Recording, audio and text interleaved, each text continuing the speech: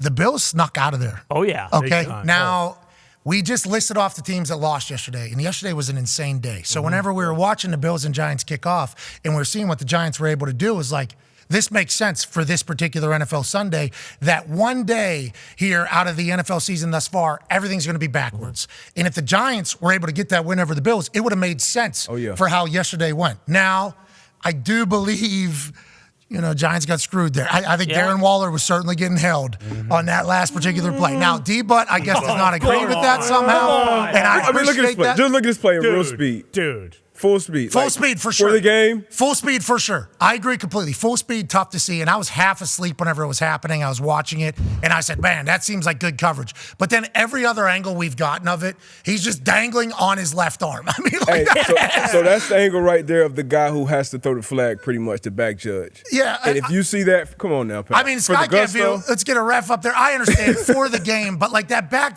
in, we can get into it. Tyreek Hill brought it up last week on his show where he was like, pass interference needs to be reviewable. Yeah. And we had pass interference reviews a couple years ago, and I don't think it was the idea that was the issue. I think it was the execution. We had 95-year-olds who were terrible at being refs. So we saw their room yesterday about who was doing the reviewing of the reviews. It's still happening. We need to get that a little bit more sorted and figured out, too, as the NFL, multi-billion-dollar industry, with the refs being a massive piece of the whole thing. And when they're reviewing it, probably jobs on the line, careers on the line, everything like that. But pass interference, I think, needs to be reviewable. Now, there's people that don't agree with that, and you don't agree with that because you didn't want it to work a couple years ago, and then when you saw it a couple years ago, it didn't work. So that gave you a bunch to say, yeah, it didn't work. The reason why it didn't work is Walt Anderson and Alberto Riveron were the people making the decisions. All of us all felt one particular way about a decision, and those doofuses were coming back on the complete opposite side of it. So they wanted it to not work and be terrible. It paid off.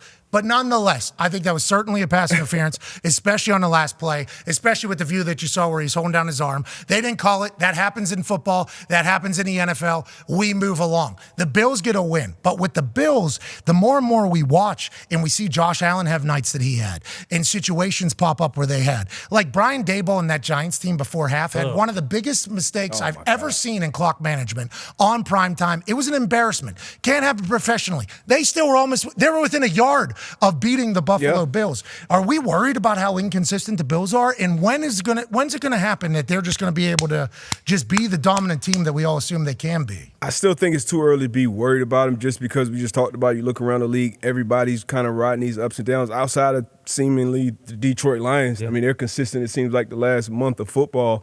Five, man. Five, man. That's five. That's got props now. Man, he brought a $5 bill out of his bag. You see that? Abe Lincoln, man. What's that, bro? So good. Five, man. That's 5 in a row, man. I look forward to those every single week. Yeah, anytime MCDC speaking, we get pumped up about it. But yeah, I'm happy that it's working up there. Yeah. Miami Dolphins also, they had a letdown against the Bills, but they're still a wagon, it seems like. But the Bills, just for whatever reason, I've gotten to the point where it's like, I have no idea what's going to happen with them when they're playing football. And I don't think that should be the case with that team. It shouldn't be. And they lost some huge guys. Daquan Jones, Tre'Davious White, Matt Milano. Like, those are huge guys you lose. Still got most of your offensive pieces, so you expect them to be a wagon, at least on that side of the ball, week in and week out. But it just hasn't been the case, especially against the Giants defense, who hasn't been that great this entire season, playing better as of late. But that was surprising to see. And then on the Giants side, offensively, only put up 9 points. We talked about, tricking that situation off right before the half. But the offense, they look better, I guess, with Tyrod Taylor under there. Daniel Jones wasn't, Daniel Jones, you feel like it would have been some more just blow-up plays where he's turning the ball over. Tyrod kind of took care of the ball. Saquon got going a little bit. But, yeah, it's shocking to see the Bills not be It's just every single week you don't know. You don't know what it's going to be every single week. And I assume they're wondering why the hell it's happening as well. I think Josh Allen's questioning a lot of things because after plays happen that aren't great, they zoom in on Josh, and it's almost like Josh is as confused as all of us. He's an incredible talent. Obviously, Stephon Diggs is as well. That defense, Poyer was back, saw him flying around. Micah was out there. Vaughn was out. Everybody was out there. Everybody on their team that we know that is healthy is up. And it's like, why are they? I think no production out of Kincaid. Right? No. I don't even see him on the field. He didn't play last night, but up to this point. That's what I'm saying. Like, he's not even on the field. He was supposed to be another added weapon that was supposed to open some things up. Hasn't happened at all. They had Latavius Murray getting the rock because I think Cook went for -4 yards last week. But it's like, Cook is a monster. Cook had some good runs. It's good, but like I feel like they fed Latavius was in for everything. He was the starter. He was in third down. It's like, okay, I didn't know we just made the transition here to Latavius Murray being the starter. I guess that's what happens when you rush 5 rushes for -4 yards last week, which is what James Cook did. But like Cook got in there, got the rock, and he was explosive again. And then they just sit him to the side. Yeah. Not your time. You had your chance. It's just a lot of interesting shit with the Buffalo Bills. When they lose, it feels like Diggs still gets his. Like he's gotten his pretty much all year. I think he had 10 for 100 something last night, and last week he had over 100 too. Like when they lose, Diggs still gets his, but it's like when they win, everyone's getting involved. So I don't know if that's the thing. And like I thought personally they would bounce back last night after sleepwalking through Europe last week or London, whatever last week. But they did the same exact thing 2 weeks in a row, which that was kind of concerning to me. It seems like they play to the level of their competition. Like whereas like these really good teams will go out and just like if you're supposed to win, like they'll beat the hell out of teams. Like for whatever, like that Dolphins game, everyone's talking about like, hey, their offense is so good. They're the new kings in your division, and they go out and absolutely wax them. And it seems also with like Diggs, like to Tone's point, that they struggle to move the ball if they're not going to him. Like when Gabe Davis has great games, like he's catching long touchdowns, but they don't have a guy for whatever reason that they can go to like consistently move the ball if he's not just going to Diggs every single play, it seems like. Yeah, I'm fascinated by the Bills, genuinely. It is a very fascinating thing because for 3 years now, I guess 4 years now. Is that how long it's been?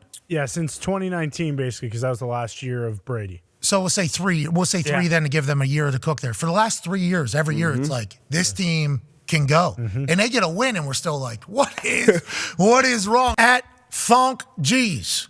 This is Thonk.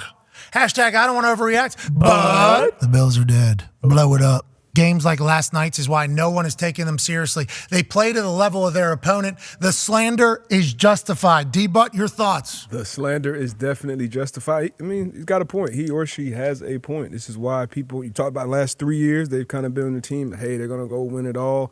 Josh going to win the MVP, and they just haven't lived up to it. A lot of this, I assume? A lot of this, yeah. Thonk was speaking for a lot of big time. Yeah, very next to no positive overreactions for the Bills after last night's game. Bills get a win, too. Not easy to win in the NFL. Get a win, 1 yard away from a loss. Pass interference over Darren Waller to end the game. Nonetheless, Bills get a win. They move on. Fans still very worried about the product that's been put on the field by the Buffalo Bills. Although, hey, Von Miller's going to get hot. Yes, exactly. Stephon Diggs is still open. Right. Josh Allen will still be able to do his thing. Don't understand the James Cook, Latavius Murray situation. No.